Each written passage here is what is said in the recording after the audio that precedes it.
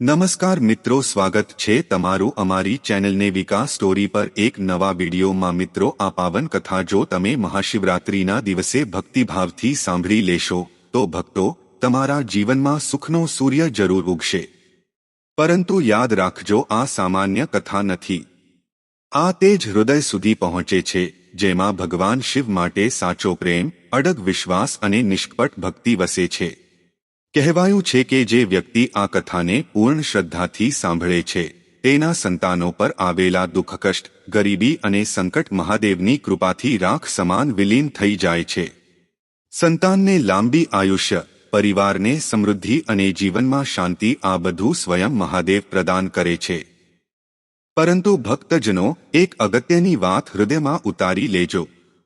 ગરુડ પુરાણમાં સ્પષ્ટ લખાયું છે કે કોઈ પણ પાવન કથાને અધૂરી છોડી દેવી એ મોટું પાપ ગણાય છે।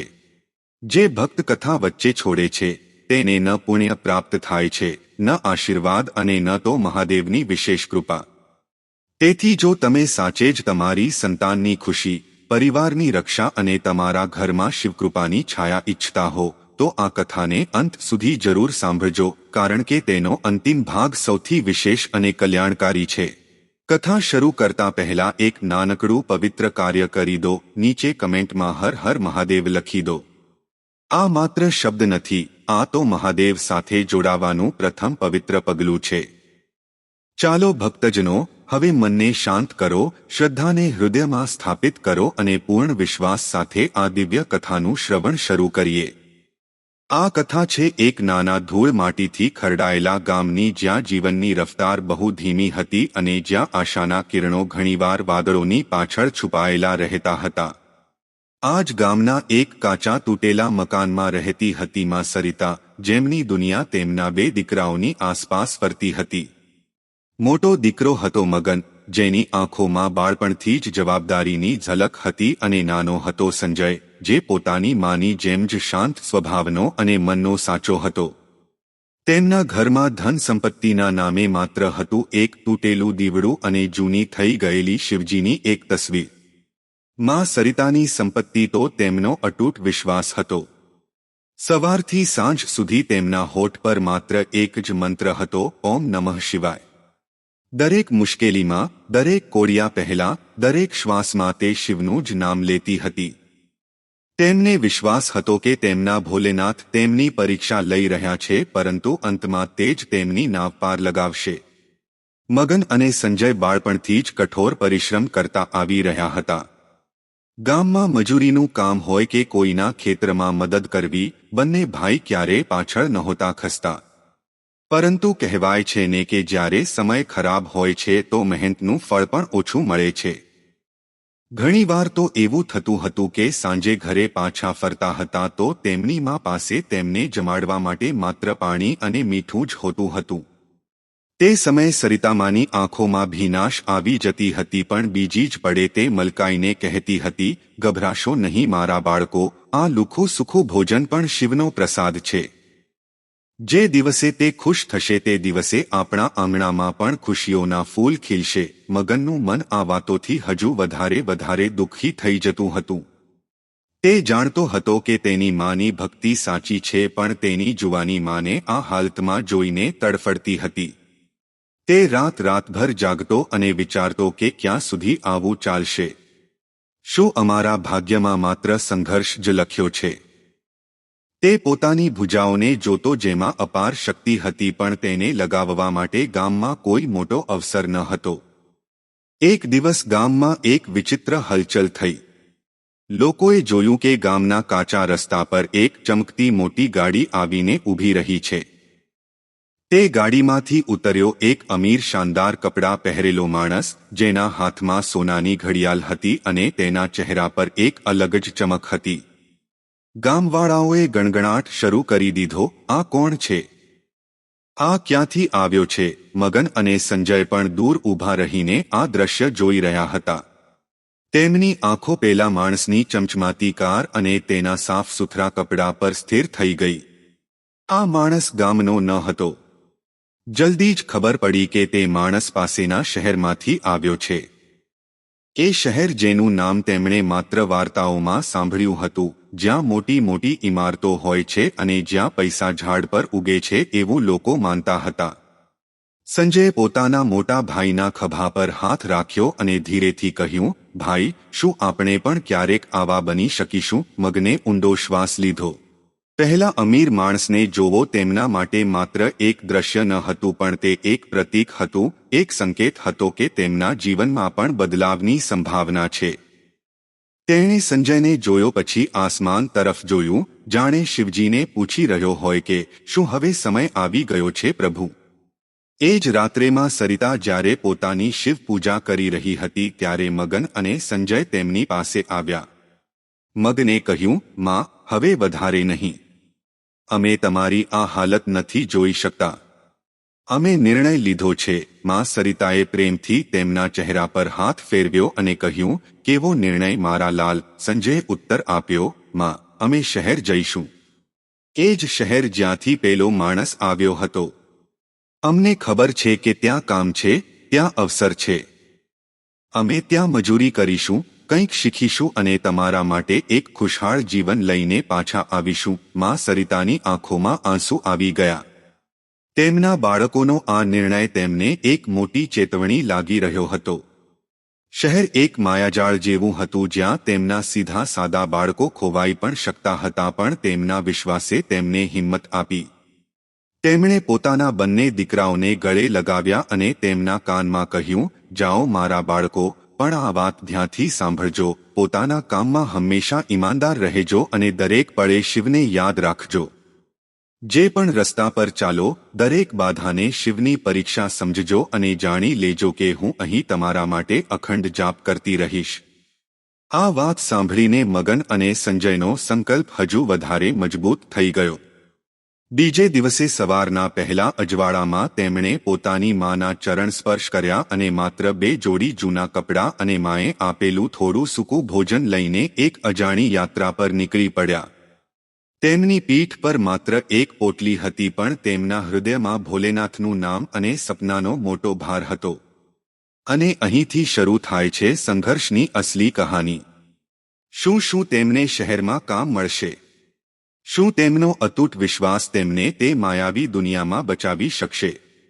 મગન અને સંજય જ્યારે ઘણા દિવસોની પગપાળા યાત્રા પછી શહેરની સીમા પર પહોંચ્યા તો તેમની આંખો અંજાઈ ગઈ. આ તેમના ગામ જેવું બિલકુલ ન હતું. ચારે તરફ શોર, ધુમાડો, ભાગતા લોકો અને ઊંચી ઊંચી ઇમારતો હતી જે આકાશને અડવાની હોડમાં લાગી હતી. શહેરની ઝાંક જમાળ તેમને એક પળ માટે તો આશ્ચર્યમાં મૂકી ગઈ, પણ બીજી જ પળે આ વિશાળ અને નિર્દય શહેરે તેમની નાની હેસિયતનો અનુભવ કરાવી દીધો. તેમને ગામમાં એવો ભ્રમ હતો કે શહેરમાં કામ સરળતાથી મળી જાય છે, પણ વાસ્તવિકતા બહુ કઠોર હતી. મગન અને સંજયે દિવસ રાત એક કરી દીધા. તેઓ દરેક ગલીમાં ભટક્યા, દરેક કારખાનાના દરવાજા ખખડાવ્યા, દરેક નિર્માણ સ્થળ પર જઈને ઊભા રહ્યા. સાહેબ, કોઈ પણ કામ આપી દો, અમે ભૂખ્યા છીએ. ભાઈ, અમને કામ આવડતું નથી પણ અમે શીખી લઈશું. અમને એક મોકો આપો. પણ દરેક જગ્યાએથી તેમને એક જ જવાબ મળતો, અહીં અભણ લોકો માટે કોઈ જગ્યા નથી, જાઓ બીજે ક્યાંક જુઓ. કે પછી લોકો તેમને ગામના સીધા સાદા છોકરા સમજીને હેતરવાનો પ્રયાસ કરતા. બંને ભાઈ થાકીને લોતપોત થઈ જતા હતા. તેમનું લાવેલું સૂકું ભોજન 2-3 દિવસમાં જ પૂરું થઈ ગયું. હવે તેમની પાસે માત્ર પીવા માટે પાણી હતું અને રાત વિતાવવા માટે કોઈ પુલની નીચેની જગ્યા. ઘણી રાતો તો તેમણે ભૂખ્યા પેટે જ વિતાવી. મગન મોટા હોવાના નાતે પોતાના થાક અને નિરાશાને છુપાવવાનો પ્રયાસ કરતો હતો, પણ સંજયનો મુરઝાયેલો ચહેરો જોઈને તેનું હૃદય રડતું હતું. સંજય અવારનવાર ઉદાસ થઈને પૂછતો, ભાઈ, શું માની પ્રાર્થનાઓ બેકાર ગઈ? શું ભોલેનાથે આપણને ત્યાગી દીધા? એવા સમયે મગન પોતાની બધી શક્તિ ભેગી કરીને તેને ગળે લગાવતો. તે જાણતો હતો કે સંજયનો વિશ્વાસ ડગમગી રહ્યો છે અને તેને સહારો આપવો તેની ફરજ છે. મગન કહેતો, સંજય, આ શું કહી રહ્યો છે? માની પ્રાર્થનાઓ તો ક્યારેય બેકાર નથી જઈ શકતી અને આપણા ભોલેનાથ તો મહાદેવ છે, તે ક્યારેય પોતાના ભક્તને નથી છોડતા. આ આપણી કઠિન પરીક્ષા ચાલી રહી છે. યાદ છે માએ શું કહ્યું હતું? દરેક બાધાને શિવની પરીક્ષા સમજવી. જ્યારે તેમનું મન બિલકુલ તૂટી જતું તો તેઓ બંને કોઈ શાંત ખૂણામાં બેસીને આંખો બંધ કરી લેતા અને પોતાની માની જેમ મનોમન ઓમ નમઃ શિવાયનો જાપ કરતા.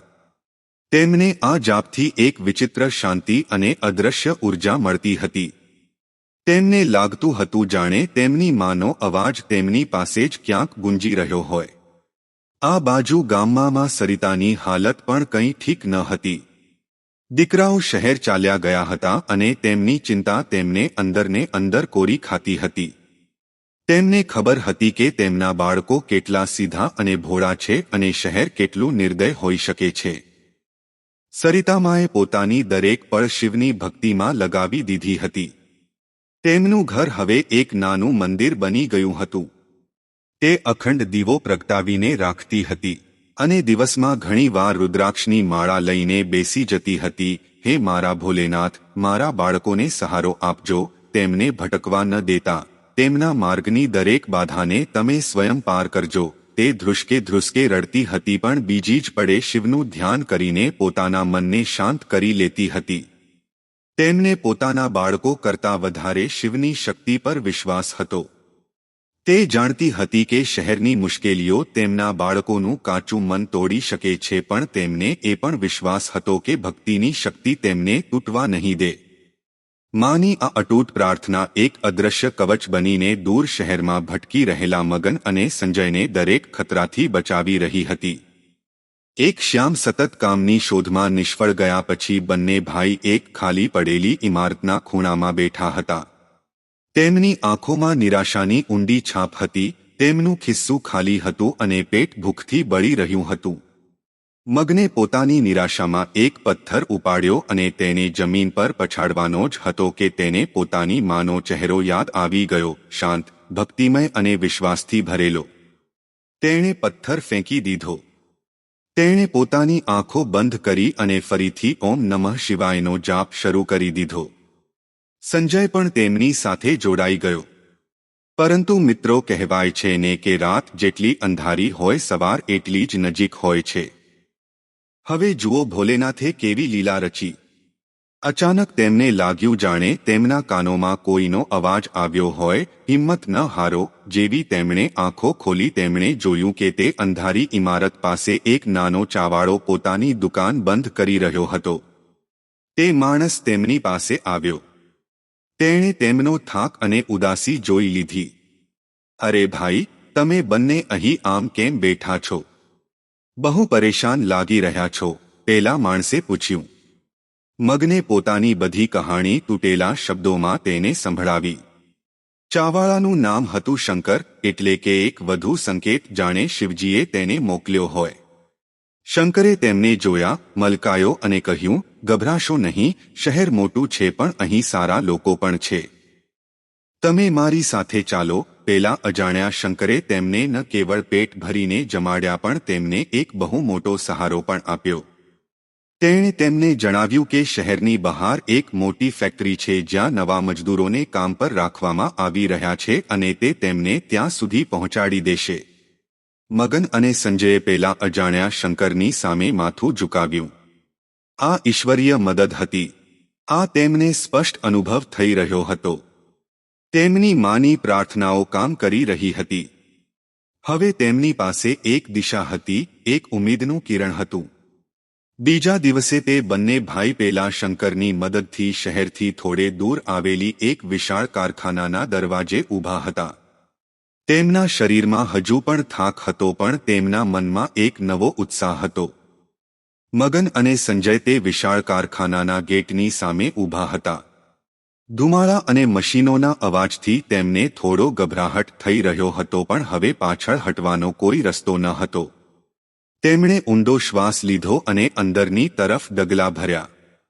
સદભાગ્યે તેમને જલ્દી જ કારખાનામાં કામ મળી ગયું. આ કામ બહુ જ નીચલા સ્તરનું હતું. મશીનો પાસે ઊભા રહીને સામાન ઉપાડવો, કચરો સાફ કરવો અને અન્ય મજૂરો માટે નાના મોટા કામ કરવા. પગાર બહુ ઓછો હતો, એટલો કે બસ પેટ ભરીને ભોજન મળી જાય અને રાતે સૂવાની જગ્યા મળી જાય. પણ આ તેમના માટે અમૃત સમાન હતું. ઓછામાં ઓછું હવે તો તેમને ભૂખ્યા તો નહીં સૂવું પડે. તેમણે તે કામને શિવની ભક્તિ માનીને સ્વીકાર્યું. જ્યાં અન્ય મજૂર કામ ચોરી કરતા કે ફરિયાદ કરતા, ત્યાં મગન અને સંજય પૂરી ઈમાનદારી અને નિષ્ઠાથી કામ કરતા. મગન પોતાની શારીરિક શક્તિનો ઉપયોગ કરતો અને સંજય શાંત મગજનો હોવાના કારણે મશીનોના કામકાજને ધ્યાનથી જોતો. તેમના મનમાં હંમેશા પોતાની માં સરિતાની વાતો ગુંજતી રહેતી હતી કે ઈમાનદારી અને નિષ્ઠા જ તમારી સૌથી મોટી સંપત્તિ છે. તે બંને ભાઈ બહુ ઓછું સૂતા હતા. દિવસે કઠોર પરિશ્રમ કર્યા પછી રાત્રે જ્યારે બધા સૂઈ જતા તો તે છાનામાના ઉઠીને કારખાનાના જૂના ફેંકાયેલા ભાગોને ભેગા કરતા. મગને જોયું કે કારખાનામાં લોખંડ અને સ્પેર પાર્ટ્સનું કામ થાય છે. જો કે તેમને મશીનો વિશે કોઈ ખાસ જાણકારી ન હતી, પણ સંજયનું મગજ બહુ તેજ હતું. સંજય જે હંમેશા શાંત રહેતો હતો, હવે મશીનોની ભાષા સમજવા લાગ્યો હતો. તે જોતો કે કયો સ્પેર પાર્ટ કેવી રીતે કામ કરે છે અને કયો સ્પેર પાર્ટ કયા કારણે ખરાબ થાય છે. તે નાના મોટા બેકાર પડેલા સ્પેર પાર્ટ્સને સાફ કરતો અને તેમને પાછા જોડવાનો પ્રયાસ કરતો. આ તેમની છુપી સ્કૂલ હતી. મગન પોતાના નાના ભાઈની લગન જોઈને પ્રસન્ન થતો. તે તેને દરેક સંભવ મદદ કરતો હતો. ક્યારેક કોઈ અનુભવી કારીગર પાસેથી કોઈ વાત સાંભળી લીધી તો આવીને સંજયને બતાવતો. તેમના માટે આ કામ માત્ર પૈસા કમાવવાનું સાધન ન હતું, પણ આ હુનર શીખવાનો એક અનમોલ અવસર હતો. કારખાનાનો એક વરિષ્ઠ કારીગર હતો જે તેની કારીગરી માટે બહુ મશહૂર હતો. તેનું નામ હતું દામોદર બાબુ.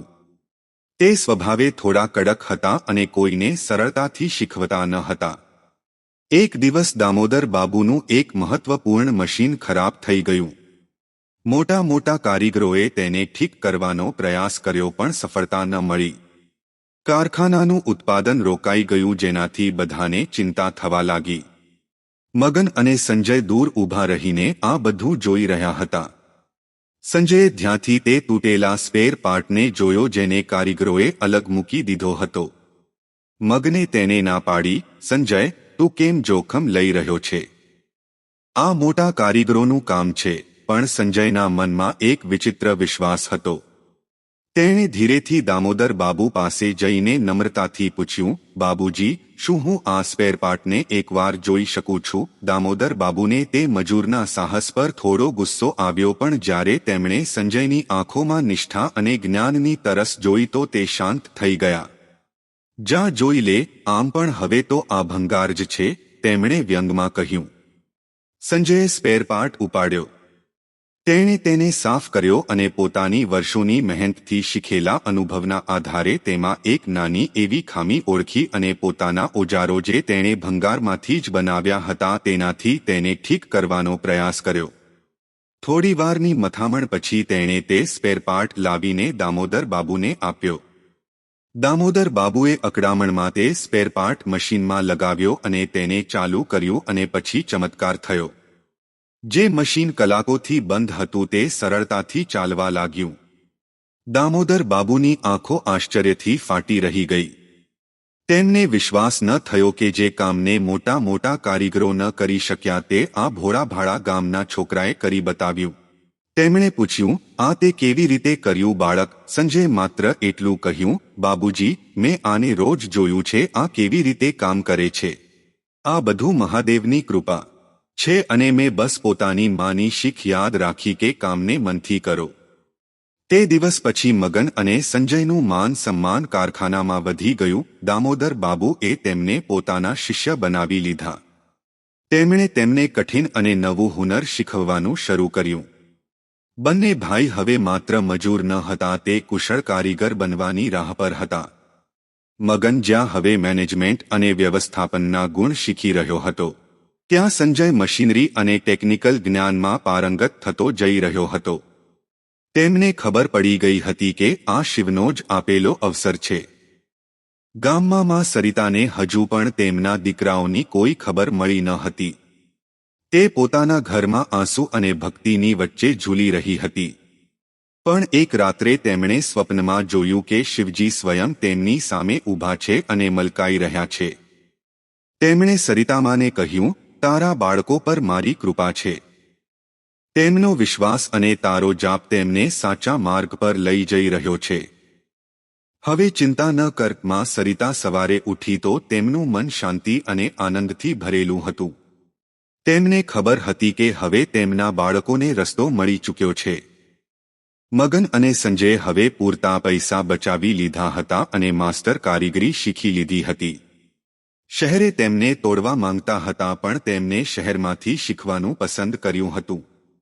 હવે સમય આવી ગયો હતો પાછા ફરવાનો, પણ માત્ર પાછા ફરવાનો નહીં પણ એક સપનાને સાકાર કરવાનો. એક શુભ દિવસે મગન અને સંજય કારખાનાના માલિક અને દામોદર બાબુના આશીર્વાદ લીધા અને પાછા પોતાના ગામ તરફ ચાલી નીકળ્યા. જ્યારે તેઓ પોતાના જૂના માટીવાળા ઘરની સામે પહોંચ્યા તો તેમણે જોયું કે તેમની માં સરિતામાં ઘરના દરવાજે બેસીને શિવનો જાપ કરી રહી હતી. જેવી માએ પોતાના દીકરાઓને સ્વસ્થ, સફળ અને આત્મવિશ્વાસથી ભરપૂર જોયા તો તેમના હાથમાંથી રુદ્રાક્ષની માળા પડી ગઈ. તે દોડીને પોતાના દીકરાઓને વળગી પડી. આ મિલન માત્રમાં અને દીકરાઓનું મિલન ન હતું, આ ભક્ત અને ભગવાનની કૃપાનું મિલન હતું. સરિતામાએ તરત ભોલેનાથનો ધન્યવાદ કર્યો, જેના નામ પર તેમણે વર્ષો સુધી ઉપવાસ અને જાપ કર્યા હતા. પરંતુ મગન અને સંજય માત્ર માને મળવા નહોતા આવ્યા, તેઓ એક મોટો ઉદ્દેશ્ય લઈને આવ્યા હતા. મગને પોતાની માને જણાવ્યું, માં, અમે પાછા આવી ગયા છીએ પણ હવે મજૂરી કરવા નહીં, અમે અહીંયા આપણી નવી શરૂઆત કરીશું. અમે શહેરમાંથી જે હુનર શીખીને આવ્યા છીએ તેનાથી આપણા ગામની તસવીર બદલીશું. બંને ભાઈઓએ પોતાની નાની એવી જમાપૂંજીનો ઉપયોગ કરીને પોતાના ઘરની પાછળના એક નાના ખાલી હિસ્સામાં એક નાનું વર્કશોપ બનાવવાનો નિર્ણય કર્યો. તેમણે શહેરમાંથી અમુક જરૂરી મશીનો અને ઓજારો ખરીદ્યા. તેમનો વિચાર હતો કે તેઓ આસપાસના ખેડૂતો માટે ખેતીના ઓજારો બનાવશે અને ગામવાળાઓ માટે નાની મોટી મરમતનું કામ કરશે. તેમણે પોતાના વર્કશોપનું નામ રાખ્યું શિવશક્તિ ઉદ્યોગ. ગામવાળાઓએ જ્યારે તેમને ધૂળ માટીમાં કામ કરતા જોયા તો શરૂઆતમાં તેમણે તેમની મજાક ઉડાવી, અરે જો, શહેરમાંથી પાછા આવ્યા છે ને ફરીથી લોખંડ ટીપી રહ્યા છે. આ બે અભણ લોકોએ શું વિચાર્યું છે? ગામમાં ભલા કઈ કંપની ચાલશે? પાગલ થઈ ગયા છે. આમને તો શહેરમાં રહીને મોટો પગાર કમાવવો જોઈતો હતો, પરંતુ મગન અને સંજયે કોઈની પરવાહ ન કરી. તેમને ખબર હતી કે તેમનું કામ જ તેમની ઓળખ બનશે. સરિતામાએ તે બંનેને બળ પૂરું પાડ્યું. તે રોજ સવારે વર્કશોપમાં જઈને ગંગાજળ છાંટતી હતી અને શિવનું આવાહન કરતી હતી. શરૂઆત બહુ કઠિન હતી. ગામમાં વીજળીની સમસ્યા હતી, કાચો માલ લાવવામાં બહુ ખર્ચ થતો હતો અને સૌથી મોટી વાત ગામવાળાઓનો અવિશ્વાસ. લોકોને શહેરની બનેલી વસ્તુઓ પર વધારે ભરોસો હતો ના કે આ બે નવા છોકરાઓ પર. એકવાર તેમણે એક ઉત્કૃષ્ટ હળ બનાવીને એક મોટા ખેડૂતને આપ્યું. ખેડૂતે થોડા દિવસ વપરાશ કર્યો અને પછી તે હળ તૂટી ગયું. ખેડૂત ગુસ્સામાં વર્કશોપમાં આવ્યો અને બૂમો પાડવા લાગ્યો. ખેડૂતે કહ્યું કે તમે બંને મારો સમય અને પૈસા બરબાદ કરી દીધા, તમારી આ શિવશક્તિ કોઈ કામની નથી. મગન અને સંજય પર આરોપ એક મોટા આઘાત જેવો હતો. તેમનું હૃદય તૂટી ગયું. રાત્રે બંને ભાઈ વર્કશોપમાં બેસીને વિચારતા રહ્યા. સંજયે ઉદાસ થઈને કહ્યું કે ભાઈ, કદાચ ગામમાં કામ શરૂ કરવાનો આપણો નિર્ણય ખોટો હતો. મગને ઊંડો શ્વાસ લીધો. તે જાણતો હતો કે હવે વિશ્વાસ દેખાડવાનો સમય છે. બીજા દિવસે મગન પેલા ખેડૂત પાસે ગયો. તેણે નમ્રતાથી પૂછ્યું કે હળ ક્યાં તૂટ્યું છે. તેણે જોયું કે હળ તેમની કારીગરીના કારણે નહીં પણ ખેડૂત દ્વારા ખોટી રીતે ઉપયોગ કરવાના કારણે તૂટ્યું હતું. તેમ છતાં મગને ખેડૂત સાથે કોઈ દલીલ ન કરી. મગને કહ્યું કે બાબુજી, હું માનું છું કે અમારી વસ્તુમાં ખામી રહી હશે. તમે આ હળ અમને પાછું આપી દો. હું આને કોઈ પણ પૈસા લીધા વગર તમારા માટે નવું બનાવી દઈશ અને આ વખતે પહેલાથી પણ મજબૂત હશે. આ વાત સાંભળીને ખેડૂત હેરાન રહી ગયો. તેણે પહેલીવાર કોઈ કારીગરમાં આટલી ઈમાનદારી જોઈ હતી. મગન અને સંજયે રાતોરાત મહેનત કરીને સારી ધાતુનો ઉપયોગ કરીને એક નવું અને મજબૂત હળ બનાવ્યું. તેમણે ખેડૂતને તે હળ આપ્યું અને તેને વિનંતી કરી કે તે એને સાચી રીતે ઉપયોગ કરે. આ ઈમાનદારી અને સમર્પણે ગામવાળાઓના હૃદયને સ્પર્શી લીધું. આ ઘટના પૂરા ગામમાં ફેલાઈ ગઈ. લોકોને પહેલીવાર લાગ્યું કે આ બંને ભાઈ માત્ર વ્યાપાર નથી કરી રહ્યા પણ સેવા પણ કરી રહ્યા છે. ધીરે ધીરે તેમની પાસે ઓર્ડર આવવા લાગ્યા. તેમના બનાવેલા ઓજારો શહેરના ઓજારોથી પણ સારા સાબિત થવા લાગ્યા, કારણ કે મગન અને સંજય દરેક ઓજારમાં નાની નાની ખામીઓ દૂર કરતા હતા અને ગામની જમીનના હિસાબથી તેમને બનાવતા હતા. શિવશક્તિ ઉદ્યોગ હવે નામ બની ચૂક્યું હતું. પણ સફળતાનો રસ્તો ક્યારેય સરળ નથી હોતો. જ્યારે તેમને થોડી સફળતા મળી તો ગામના અમુક અમીર અને ઈર્ષાળુ લોકો તેમનાથી બળવા લાગ્યા. તેમણે તેમના કામમાં બાધા નાખવાની શરૂ કરી દીધી. ક્યારેક કાચો માલ ન મળવા દેતા તો ક્યારેક તેમને ડરાવતા ધમકાવતા. શિવશક્તિ ઉદ્યોગ હવે ગામમાં એક ચર્ચાનો વિષય બની ચૂક્યો હતો. મગનનું મેનેજમેન્ટ કૌશલ્ય અને સંજયનું ટેકનિકલ જ્ઞાન મળીને એવી પ્રોડક્ટ તૈયાર કરી રહ્યા હતા જેની ગુણવત્તા અજોડ હતી. હવે ગામના ખેડૂતો દૂર દૂરથી આવીને તેમની પાસેથી જ ઓજારો ખરીદતા હતા. પરંતુ ગામનો એક અમીર માણસ હતો જેનું નામ હતું ધર્મપાલ. તે પોતાની અમીરીના ઘમંડમાં ચૂર રહેતો હતો અને નહોતો ઈચ્છતો કે મગન સંજય જેવા ગરીબ ઘરના છોકરાઓ તેનાથી આગળ નીકળી જાય. ધર્મપાલે મગન અને સંજયને બરબાદ કરવાની ગાંઠ વાળી લીધી. સૌથી પહેલા તેણે ગામના કાચા માલના સપ્લાયરોને પૈસા ખવડાવીને તેમને મગન અને સંજયને માલ ન આપવા માટે મનાવી લીધા.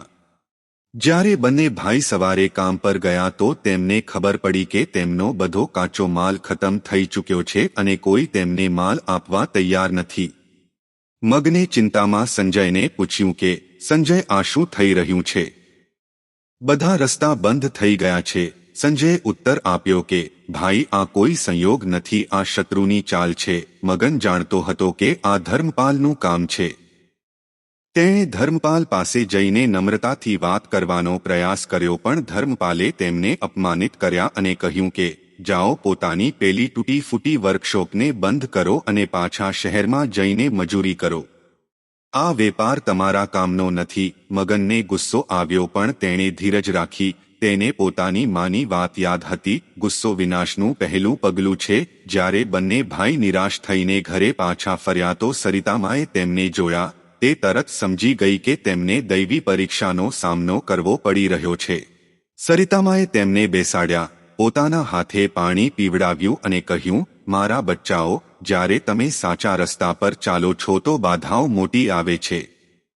પણ યાદ રાખજો, આગમાં તપીને જ સોનું કુંદન બને છે. હવે તમે લોકો ઉદાસ કેમ છો? જાઓ, મારા શિવની પ્રાર્થના કરો અને પોતાની બુદ્ધિનો ઉપયોગ કરો. માની વાતોમાં અતૂટ બળ હતું. મગન અને સંજયે રાતભર શિવજીની સામે બેસીને ધ્યાન કર્યું. સવાર થતાં જ સંજયના મગજમાં એક નવો વિચાર આવ્યો. સંજયે કહ્યું, ભાઈ, જો ગામમાં અમને કાચો માલ નથી મળી રહ્યો તો અમે શહેર કેમ ન જઈએ? અમે ત્યાં કામ કર્યું છે. અમે સપ્લાયરોને જાણીએ છીએ. જો અમે સીધા મોટા વેપારી પાસેથી માલ ખરીદીએ તો અમને ઓછા ભાવમાં પણ મળશે અને ધર્મપાલ કંઈ નહીં કરી શકે. આ વિચાર ક્રાંતિકારી હતો. મગનને જાણે ભોલેનાથે જ રસ્તો બતાવ્યો હોય. બીજા જ દિવસે મગને પોતાની બચેલી જમાપૂંજી લીધી અને શહેર માટે રવાના થઈ ગયો. શહેરમાં મગને પોતાના જૂના કારીગર મિત્રોની મદદથી એક મોટા સ્ટીલના વેપારીનો સંપર્ક કર્યો. મગનની ઈમાનદારી અને કામ પ્રત્યેની તેની સમજથી તે વેપારી બહુ પ્રભાવિત થયો. વેપારીએ ન કેવળ તેમને યોગ્ય ભાવ પર કાચો માલ આપ્યો પણ તેમને ઉધાર પર પણ માલ ઉપલબ્ધ કરાવ્યો. આ જોઈને કે મગનમાં આગળ વધવાની લગન છે. મગન ટ્રક ભરીને કાચો માલ લઈને ગામ પાછો ફર્યો. જ્યારે ધર્મપાલ આ જુએ છે તો હક્કો બક્કો રહી જાય છે. તેની ચાલ તેના પર જ ઊંધી પડી ગઈ હતી. હવે મગન અને સંજય સીધા શહેરમાંથી માલ લાવી રહ્યા હતા, જેનાથી તેમની પડતર ઓછી થઈ ગઈ અને તેઓ પોતાની પ્રોડક્ટ્સને હજુ પણ સસ્તા ભાવે વેચી શકતા હતા. શિવશક્તિ ઉદ્યોગ હવે રોકાવા વાળો ન હતો. તેઓ હવે દિવસ રાત કામ કરતા હતા. તેમણે ન કેવળ ખેડૂતો માટે ઓજારો બનાવ્યા પણ ગામના યુવા બેરોજગારોને પણ પોતાની સાથે કામ પર લગાવવાનું શરૂ કર્યું. તેમણે તેમને હુનર શીખવાડ્યું અને સારો પગાર આપ્યો. જોતા જોતામાં તેમની વર્કશોપ એક નાની કંપનીમાં બદલાઈ ગઈ. હવે ગામમાં એક નવી ચર્ચા શરૂ થઈ ગઈ હતી. મગન અને સંજય માત્ર પોતાના માટે નહીં પૂરા ગામ માટે કામ કરી રહ્યા છે. તેમની માની ભક્તિ જુઓ. શિવજીએ તેમનો હાથ પકડી લીધો છે. મગન અને સંજયે પોતાની કમાણીથી સૌથી પહેલા પોતાના કાચા ઘરને પાકું બનાવડાવ્યું અને તેમાં સરિતામાં માટે એક સુંદર શિવ મંદિર બનાવડાવ્યું. માં સરિતાએ જ્યારે પોતાના બાળકોની સફળતા અને તેમનો આ પરોપકારી ભાવ જોયો તો તેમની આંખોમાંથી આનંદના આંસુ વહી નીકળ્યા. મગન અને સંજય હવે માત્ર સફળ વેપારી ન હતા, તેઓ ગામના આદર્શ બની ચૂક્યા હતા. ધર્મપાલની અમીરી હવે ઈર્ષામાં સમટાઈને રહી ગઈ હતી. જ્યારે મગન અને સંજયની ઈમાનદારીએ તેમને જનતાનું માન અપાવી દીધું હતું. શિવશક્તિ ઉદ્યોગ હવે માત્ર એક વર્કશોપ નહીં પણ ઉમ્મીદનું કિરણ બની ચૂક્યું હતું.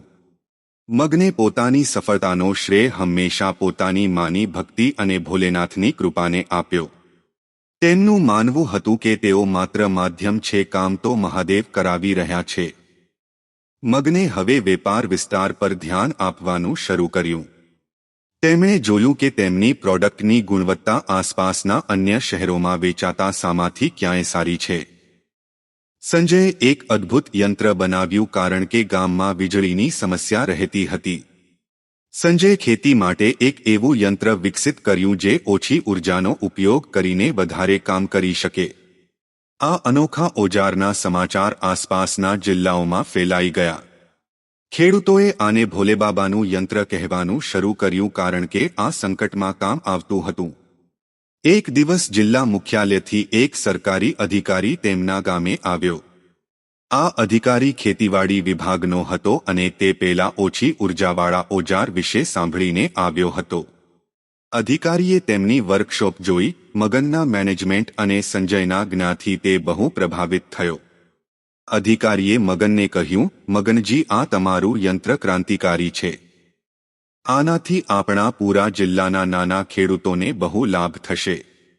અમે તમને મોટો ઓર્ડર આપવા માંગીએ છીએ જેથી તમે આને સરકારી રાહત ભાવે ખેડૂતો સુધી પહોંચાડી શકો. આ મગન અને સંજય માટે બહુ મોટો અવસર હતો. આ માત્ર મોટો વેપાર ન હતો પણ આ પૂરા વિસ્તારની સેવા કરવાનો મોકો હતો. મગને તરત તે ઓર્ડરનો સ્વીકાર કર્યો પણ શરતે હતી કે તેમને બહુ મોટા જથ્થામાં માલનું ઉત્પાદન કરવાનું હતું, જેના માટે તેમને મોટા મશીનો લગાવવાના હતા અને વધારે મજૂર રાખવાના હતા. આ સૌથી મોટી ચેતવણી હતી. તેમની પાસે એટલા પૈસા ન હતા કે તેઓ આટલા મોટા મશીનો ખરીદી શકે. જ્યારે આ વાત ગામમાં ફેલાઈ તો પેલો ધર્મપાલ ફરી સક્રિય થઈ ગયો. તેણે ગામમાં અફવાહ ફેલાવી દીધી કે મગન અને સંજય આ મોટું સરકારી કામ નહીં કરી શકે અને સરકારી પૈસા લઈને ભાગી જશે. આ ગરીબોને આટલી મોટી જવાબદારી ન આપવી જોઈએ, તે ગામવાળાઓને ભડકાવતો. પણ હવે ગામના લોકો મગન અને સંજયને સારી રીતે જાણી ચૂક્યા હતા. હવે તેઓ ધર્મપાલની જૂઠી વાતો પર વિશ્વાસ નહોતા કરતા. મગન અને સંજયે પોતાની માને બધી વાત જણાવી. સરિતામાં ફરી મલકાઈને બોલી, જ્યારે શિવજીએ મોટું કામ આપ્યું છે તો રસ્તો પણ એ જ બતાવશે. તમે જાઓ અને જિલ્લાની સૌથી મોટી બેંકમાં જાઓ, તેમને પોતાની ઈમાનદારી બતાવો અને મહાદેવનું નામ લઈને લોન માંગો. મગન અને સંજયે માના કહ્યા મુજબ કર્યું. તેઓ બેંક ગયા અને ત્યાંના મેનેજરને પોતાની પૂરી કહાની જણાવી. કેવી રીતે તેમણે શૂન્યથી શરૂઆત કરી, કેવી રીતે તેમણે હુનર શીખ્યું અને કેવી રીતે તેમની ઈમાનદારીએ તેમને અહીં સુધી પહોંચાડ્યા. તેમણે પોતાની પ્રોડક્ટ્સની ગુણવત્તા અને સરકારી ઓર્ડર વિશે પણ જણાવ્યું. બેંક મેનેજર મગનની સચ્ચાઈ અને સંજયના જ્ઞાનથી અભિભૂત થઈ ગયો. તેણે જોયું કે આ બંને છોકરાઓ માત્ર પૈસા માટે કામ નથી કરી રહ્યા પણ તેમની અંદર દેશ અને સમાજ માટે કંઈક કરવાની લગન છે. બેંક મેનેજરે તરત તેમને જરૂરી મોટી લોન મંજૂર કરી દીધી. લોન મળતા જ બંને ભાઈ નવા ઉત્સાહથી ભરાઈ ગયા. તેમણે તરત શહેર જઈને મોટા મશીનો ખરીદ્યા અને પોતાની વર્કશોપને એક વિશાળ ફેક્ટરીનું રૂપ આપવાનું શરૂ કર્યું. તેમણે ગામના દરેક બેરોજગાર યુવકને કામ આપ્યું, તેમને ટ્રેનિંગ આપી અને તેમને સારો પગાર આપ્યો. જોતા જોતામાં શિવશક્તિ ઉદ્યોગ એક નાની કંપનીમાંથી બદલાઈને વિસ્તારની સૌથી મોટી અને તેજીથી ઉભરતી કંપની બની ગઈ. તેમનું નામ ઈમાનદારી, ગુણવત્તા અને સમર્પણનો પર્યાય બની ગયું. મગન અને સંજય હવે ગામના માત્ર સફળ લોકો ન હતા, તેઓ ઉદાહરણ હતા. લોકો પોતાના બાળકોને તેમની કહાની સંભળાવતા હતા. જુઓ, મગન અને સંજયને જુઓ, તેમની પાસે કંઈ ન હતું પણ તેમણે ભોલેનાથ પર ભરોસો રાખ્યો અને આજે તે ક્યાં છે? માં સરિતાનું સન્માન ગામમાં સૌથી ઊંચું થઈ ગયું. લોકો દૂર દૂરથી આવીને તેમના આશીર્વાદ લેતા હતા. લોકો કહેતા હતા કે માની ભક્તિમાં એટલી શક્તિ હતી કે તેમણે પોતાના દીકરાઓ માટે સ્વર્ગમાંથી ધન ખેંચી લીધું.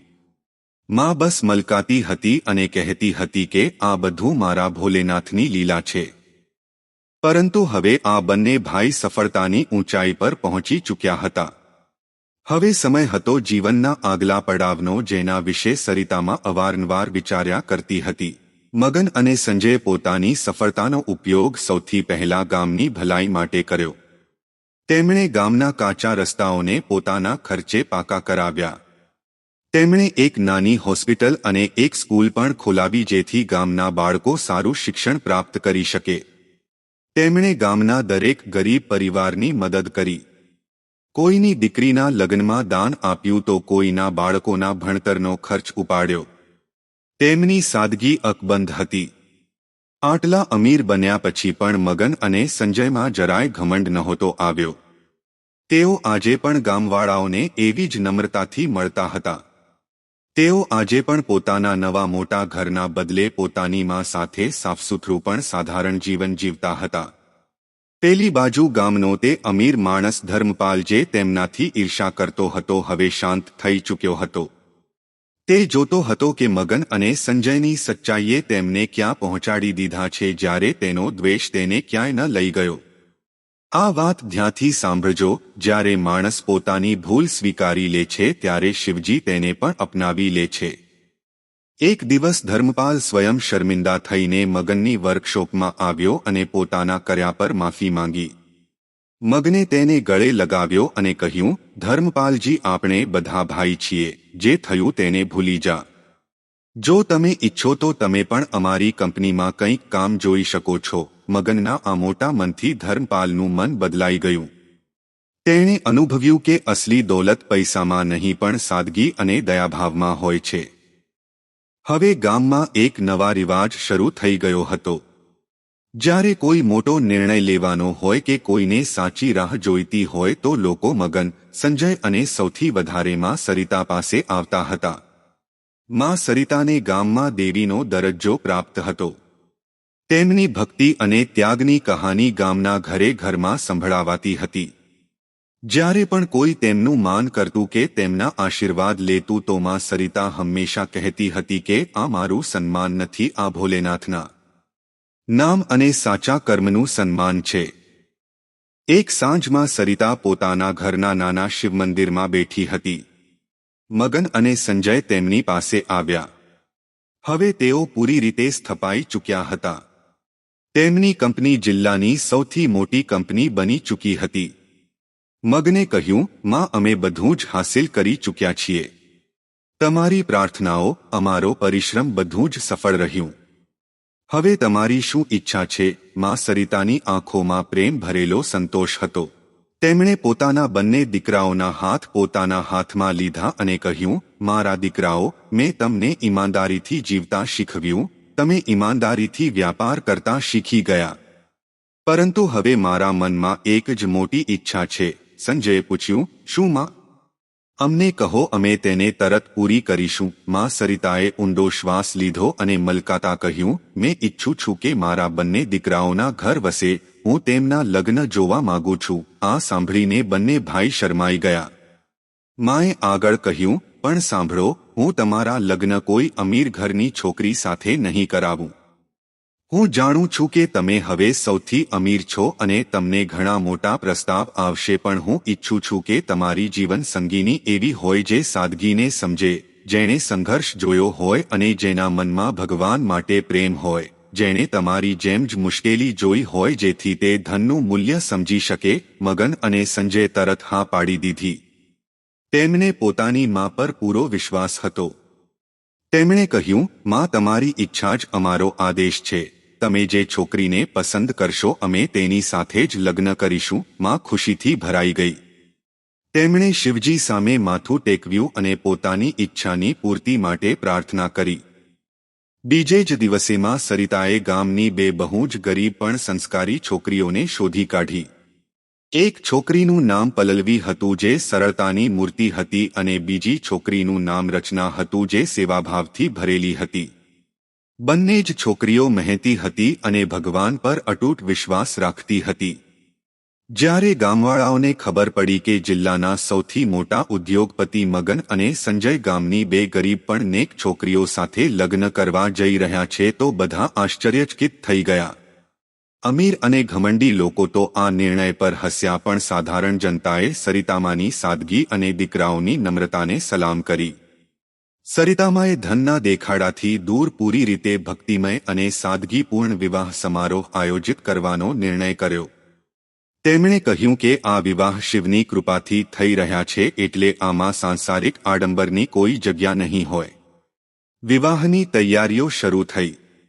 તેમનું મોટું અને પાકું ઘર ફૂલો અને શિવના ભજનોથી ગુંજી ઉઠ્યું. મગનના લગ્ન પલ્લવી સાથે અને સંજયના લગ્ન રચના સાથે નક્કી થયા.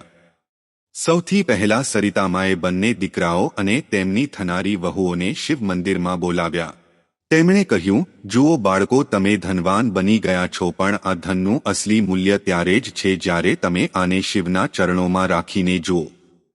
તમે બધા વચન આપો કે ભલે ગમે તેટલી સંપત્તિ આવી જાય તમે ક્યારેય સાદગી અને સેવાભાવને નહીં છોડો. ચારેય જણાએ એકસાથે શિવલિંગને સ્પર્શ કરીને અતૂટ વચન આપ્યું. વિવાહનો દિવસ આવ્યો. ગામના નાના મોટા અમીર ગરીબ બધા લોકો અનોખા વિવાહમાં સામેલ થયા. મગન અને સંજય જે હવે મોંઘા સૂટ પહેરી શકતા હતા તેમણે સાધારણ પણ સુંદર પારંપરિક પોશાકો પહેર્યા. દુલ્હનો પલ્લવી અને રચના પણ ભારે ઘરેણાના બદલે તેમની સરળતા અને સુંદરતામાં દૈવી લાગી રહી હતી. વિવાહનો સૌથી ખાસ ભાગ હતો સરિતામાએ હવન કરાવ્યો જેમાં શિવ પાર્વતીની સ્તુતિ કરવામાં આવી. વિવાહની દરેક રસમ ભક્તિ અને પ્રેમથી ભરેલી હતી. તેમણે દહેજના રૂપમાં બંને વહુઓને સોના ચાંદીના બદલે રુદ્રાક્ષની માળા અને શિવ ચાલીસાના પુસ્તકો આપ્યા. આ જોઈને બધા ગામવાળાઓની આંખો ભરાઈ આવી. ગામનો પહેલો ધર્મપાલ પણ પોતાની પત્ની સાથે આવ્યો હતો. જ્યારે તેણે જોયું કે મગન અને સંજય આટલા ધનવાન હોવા છતાં કેટલા નમ્ર અને સાદગીપૂર્ણ રીતે લગ્ન કરી રહ્યા છે તો તેના મનનો મેલ પૂરી રીતે ધોવાઈ ગયો. તેણે બધાની સામે મગન અને સંજયના ચારિત્રના વખાણ કર્યા અને સરિતામા પાસે ક્ષમા માંગી. મગન અને સંજયના લગ્ન પછી તેમના ઘરમાં 4 ચાંદ લાગી ગયા. પલ્લવી અને રચના બંને જ સંસ્કારી વહુઓ હતી તે તરત સરિતામાની સેવામાં લાગી ગઈ. પલ્લવી પોતાની શાંત પ્રકૃતિથી ઘર અને કંપનીના દફતરી કામકાજમાં મગનની મદદ કરવા લાગી. તે હિસાબ કિતાબમાં બહુ ઈમાનદાર હતી જેનાથી મગનનો કાર્યભાર ઓછો થઈ ગયો. રચના જે સેવાભાવથી ભરેલી હતી તેણે સરિતામાની ભક્તિ અને ગામની સામાજિક સેવાના કામને સંભાળી લીધું. તે હવે રોજ સવારે શિવ મંદિરને સાફ કરતી અને ગામની ગરીબ અને જરૂરિયાતમંદ મહિલાઓ માટે કામ કરતી. સરિતામાએ જ્યારે પોતાના ઘરને ખુશીઓ અને ભક્તિથી ભરેલું જોયો તો તેમને લાગ્યું કે તેમનું જીવન સફળ થઈ ગયું છે. તેમના દીકરાઓ જે ક્યારેક ભૂખ્યા સૂતા હતા આજે ન કેવળ સંપન્ન છે પણ સંસ્કારી અને સેવાભાવી પણ છે. તેમની વહુઓ પણ તેમને પોતાની દીકરીઓ જેવી પ્રિય હતી. એક રાત્રે સરિતામાએ શિવજી સામે દીવો પ્રગટાવ્યો. તેમના આંસુ રોકાઈ નહોતા રહ્યા પણ આ દુઃખના નહીં પણ આનંદના આંસુ હતા. તેમણે હાથ જોડીને કહ્યું, હે મારા ભોલેનાથ, તમે મારી બધી પરીક્ષા લીધી પણ અંતમાં તમે મને મારી કલ્પનાથી પણ વધારે આપ્યું. મારા બાળકોને ઈમાનદારી, સુખ અને માન આપ્યું. હું તમારી અસીમ કૃપા માટે તમારું ધન્યવાદ કરું છું. આ ધન્યવાદ કેવળ માનો નહીં, આ દરેક એ ભક્તનો ધન્યવાદ હતો જે કઠિન સમયમાં પણ પોતાના ભગવાન પર વિશ્વાસ રાખે છે. હવે મગન અને સંજયનું ઘર ખુશહાલ અને પ્રેમનું પ્રતીક બની ગયું હતું. તેમની કંપની દેશભરમાં ફેલાવાની હતી, પણ તે પહેલાં તેમને પોતાના જીવનનું સૌથી મોટું લક્ષ્ય પૂરું કરવાનું હતું. લગ્ન પછી મગન અને સંજયનો સંકલ્પ હજુ વધારે મજબૂત થયો. તેમને હવે માત્ર પોતાની માં અને પત્નીઓનું જ નહીં પણ પૂરા ગામનું સમર્થન પ્રાપ્ત હતું. મગને પોતાની કંપનીનું નામ બદલીને પોતાની માં અને શિવની ભક્તિના માનમાં ભવાની શંકર ઉદ્યોગ સમૂહ રાખી દીધું. મગન અને સંજયે હવે પૂરા દેશના બજાર પર ધ્યાન કેન્દ્રિત કર્યું. સંજયના અદ્વિતીય નવાચાર અને મગનના ઈમાનદારી મેનેજમેન્ટના કારણે તેમની કંપની તેજીથી વિકસિત થતી ગઈ. તેમની સૌથી મોટી તાકાત હતી ગુણવત્તા અને ઈમાનદારી. તે ક્યારેય નફા માટે ગુણવત્તા સાથે સમજૂતો નહોતા કરતા અને પોતાના કર્મચારીઓ, જે મોટે ભાગે ગામના લોકો હતા, તેમને પરિવાર માનતા હતા. થોડા જ વર્ષોમાં ભવાની શંકર ઉદ્યોગ સમૂહની દેશના દરેક ખૂણામાં શાખાઓ ખુલી ગઈ. તેમણે ન કેવળ ખેતીના ઓજારો બનાવ્યા પણ એવી ઘણી અન્ય પ્રોડક્ટ્સ પણ બનાવી જે સામાન્ય માણસના જીવનને સરળ બનાવતી હતી. જે કંપની એક તૂટેલી વર્કશોપથી શરૂ થઈ હતી તે હવે દેશની સૌથી મોટી કંપની બની ચૂકી હતી, જેનું નામ ઈમાનદારી અને ભારતીય સંસ્કૃતિના પ્રતીકના રૂપમાં લેવામાં આવતું હતું. આ સફળતા માત્ર વ્યાપારી ન હતી પણ નૈતિક પણ હતી. મગન અને સંજયને દેશના સર્વોચ્ચ સન્માનોથી નવાજવામાં આવ્યા. જ્યારે તેઓ મોટા મોટા સમારોહોમાં જતા તો પોતાના સાધારણ વસ્ત્રો અને નમ્રતાથી બધાનું દિલ જીતી લેતા હતા. તેઓ પોતાની સફળતાનો દરેક શ્રેય પોતાની માં સરિતા અને ભગવાન શિવને આપતા હતા. આ કથા આપણને શીખવે કે સફળતા માત્ર પૈસાથી નથી મપાતી પણ ચરિત્ર અને વિશ્વાસથી મપાય છે. માં સરિતાનું ચરિત્ર આપણને શીખવે છે કે અતૂટ વિશ્વાસ અને ભક્તિમાં કેટલી શક્તિ હોય છે. જ્યારે બધા રસ્તા બંધ થઈ જાય છે ત્યારે પણ ભગવાનનું નામ આપણને માર્ગ બતાવે છે. તેમની ભક્તિએ તેમના દીકરાઓ માટે એક અદ્રશ્ય કવચનું કામ કર્યું. મગન અને સંજયનું જીવન આપણને બતાવે છે કે કઠોર પરિશ્રમ, નવું હુનર શીખવાની લગન અને સૌથી મહત્વપૂર્ણ ઈમાનદારી કોઈ પણ ગરીબીને હરાવી શકે છે. તેમણે શહેરની ઝાકઝમાળમાં ભટકવાનું નહીં પણ શીખવાનું પસંદ કર્યું. મગન અને સંજયે ગામના અમીર વ્યક્તિ બનીને ક્યારેય ગરીબીને ન ભૂલાવી. તેમણે પોતાની સંપત્તિનો ઉપયોગ સમાજની ભલાઈ માટે કર્યો અને એ જ કારણ હતું કે તેમને પૈસા કરતાં વધારે માન મળ્યું. તેમના લગ્ન સાદગી અને સંસ્કારનું પ્રતીક બન્યા, જે દર્શાવે છે કે અસલી ખુશી દોલતમાં નહીં પણ પ્રેમ અને મૂલ્યોમાં છે.